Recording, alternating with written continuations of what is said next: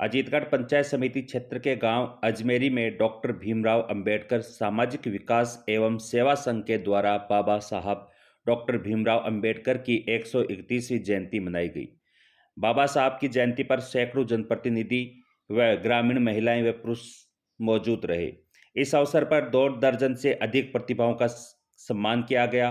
प्रतिभाओं को बाबा साहब की प्रतिमा, मोमेंटो व दुपट्टा देकर सम्मान किया।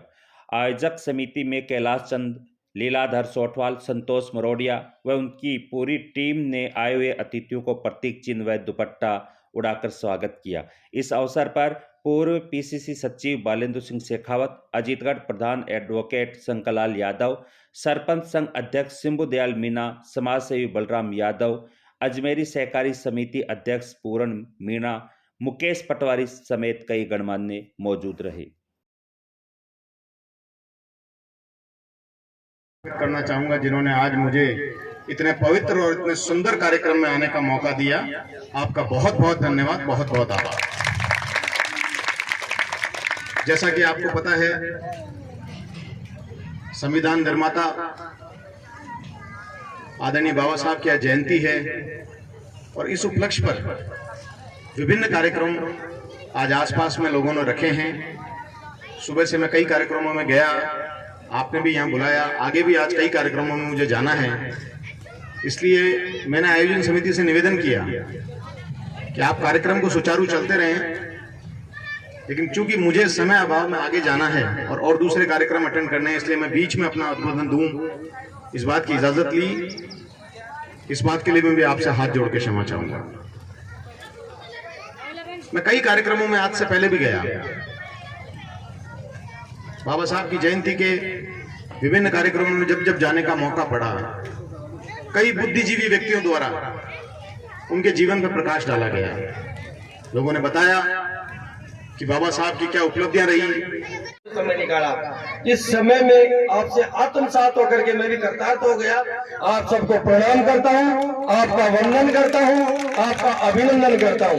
मेरे से पूर्ववर्ती वक्ताओं ने जो यह कहा वो वाकई काबिले तारीफ था।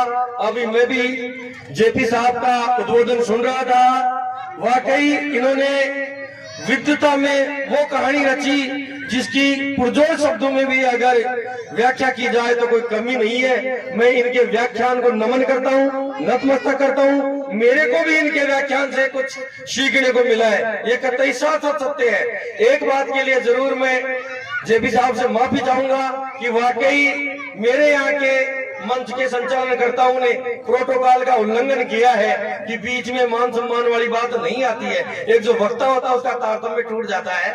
तो इसके लिए मेरे बाहर से पधारे हुए विद्वान जेपी साहब और सभी से मैं माफी चाहूंगा, क्योंकि मेरा जो क्षेत्र है ये पहले से उपेक्षित क्षेत्र रहा है।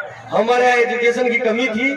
आपके उधर के जो विकसित लोग थे, हम तो अभी विकासशील श्रेणी में थे, जो विकसित गांव के लोग थे वो हमारे यहाँ का एससी का दर्जा था, इसको आदिवासी समझते थे।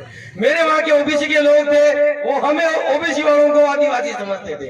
वहाँ के जनरल के जो लोग थे वो मेरे यहाँ के जनरल के लोगों को आदिवासी समझते थे। इसलिए हमारे अगर इस कार्यक्रम में थोड़ी बहुत कोई तारतम्य में कमी भी रह गई तो हम आदिवासी थे, अभी हम आगे निकलने की कोशिश कर रहे हैं। आपका आशीर्वाद सदैव हमारे साथ रहे और आप मार्गदर्शित करते रहे तो मैं मानता हूं हम भी आपकी तरह इस विकसित की श्रेणी में आगे आगे खड़े हो जाएंगे। मेरा निवेदन है, मैं अब आपसे निवेदन करना चाहूंगा कि बाबा साहब अंबेडकर एक ऐसी शख्सियत थी, जब देश आजाद हुआ तो देश को आजाद होने के बाद अजमेरी गांव का एक बच्चा हूं। सबसे पहले मैं आपको कहना चाहूंगा कि इस मंच पर टीचर, व्याख्याता, प्रिंसिपल, उन्होंने सब कुछ बता दिया। उसके सामने हम क्या बताएंगे? कोई जापान की बात बता रहा है, कोई राजस्थान की बात बता रहा है, कोई कहीं की बात बता रहा है। उसके सामने तो हम एक मामूली शून्य वक्ता के बराबर है।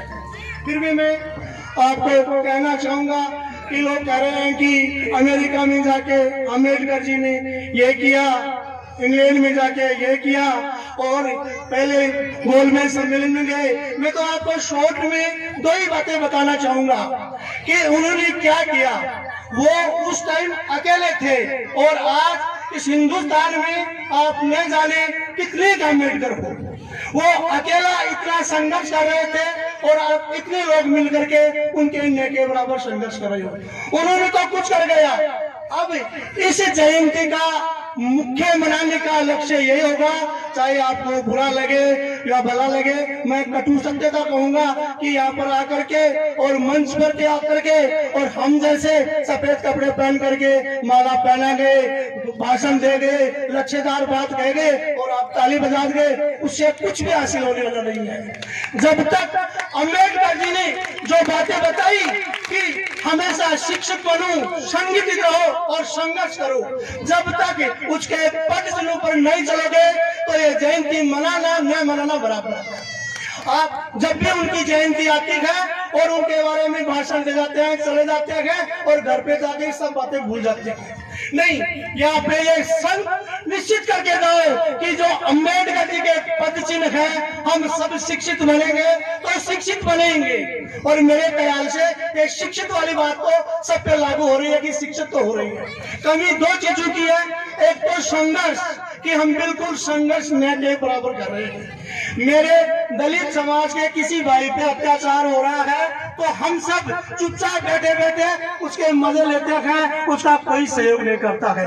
तो आज सब लोग खड़े होकर के संकल्प लो कि मेरा कोई भी दलित भाई, वो चाहे एससी का हो, एसटी का हो, ओबीसी का हो, उसके साथ यदि अत्याचार हो रहा है तो कंधे से कंधे मिला करके और उसका सहयोग करेंगे। ये आज यहाँ पे संकल्प लेके जाओ। तो ये वो शिक्षित वाली बात वो तो लागू है ही। संघर्ष करो, संगठित रहो।